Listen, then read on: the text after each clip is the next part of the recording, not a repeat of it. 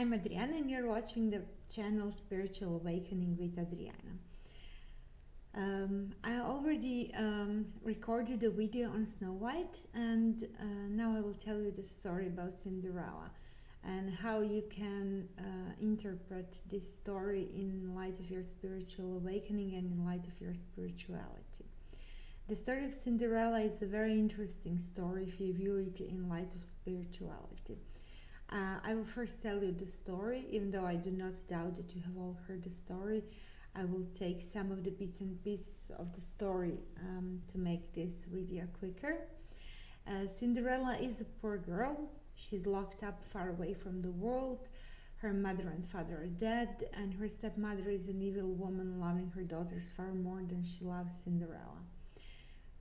However, Cinderella is still at peace with the world. She sees nothing wrong and expects the best. When her stepmother locks her up so that she does not get a chance to attend the royal ball and meet the prince, at the same time she's primping up her ugly daughters and herself and leaving the house. And Cinderella is suddenly given the chance to attend the ball by the fairy that arranges everything so that Cinderella can be there. There are mouses, and there is the horse, and everybody gets their row.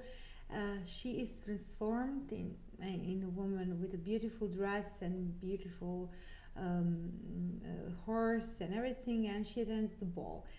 She catches the eye of the prince, and when she has to leave at midnight, because the magic will subside at midnight and she will turn into the poor little girl that she really is, she runs away, and she leaves one shoe behind.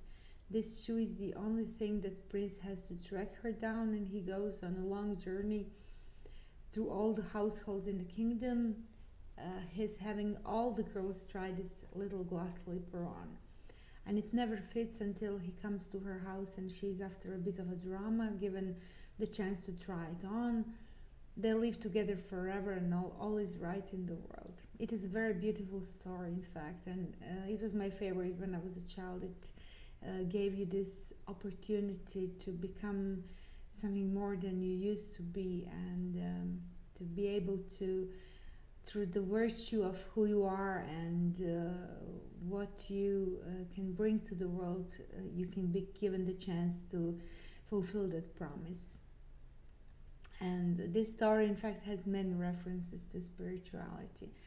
I see Cinderella as portrayed before the ball as the innocence of the soul, as the innocence of the child that we all are. The evil stepmother is, in fact, our ego. Our ego wants to get rid of that innocence. We are born and conditioned to be somebody that society and parents want us to be. And yet the very essence of us, the very essence of beauty that is within, is still hidden in us. And this God particle that loves the life and plays is still within us, waiting for the evil stepmother and two stepsisters, who I see as many faces of our ego that pretends, plays, and has some agendas. We have to learn to embrace our God particle. We have to embrace that we are far more than our body and who we think we are. We have to believe that miracles are possible, that we can achieve whatever we want in life. And our ego will always tell us, you're not good enough, you're just like this and you're just like that. Our ego is really like a stepsister and like an evil stepmother that prevents us from fulfilling our potential. And lots of people have many faces, and that's also the problem. Lots of people do not want to reveal their true selves to the world. They want to pretend to be something that they are not. They do not want to tell the truth to anybody. They want to pretend like they're what they think much better than they really are. And people play one role in front of their partner, the other at work, the third for their children, and they are all false personalities. All because deep down inside we believe we are not really lovable, and that if somebody just knew real us, they would not love us. they would love us, and they do exactly once we are able to get over the ego and the need to conform and play for others. We even take our soul to the ball and find a prince. We find somebody that will love us just as we are, but then ego makes us scared of the happiness we found. The only thing left is a little glass shoe that the prince brings to take us to a happy place. This is the moment when you realize that love has been there all along, and the prince represents your very essence that opens your eyes to how beautiful you are.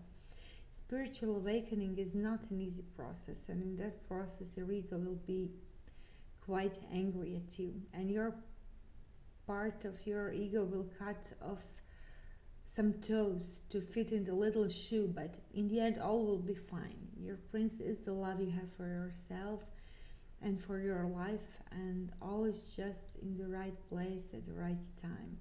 Never doubt it. Never think that you're not good enough, that you're not right on schedule, that you have to catch something that you are not able to catch now. Everything will happen just when it needs to happen. You have to know that. Thank you for watching. Hit the like button if you like it, and subscribe. Hit the little bell by the button of subscribing, and have a great day, and I will see you very soon. Thank you so much for watching. Bye.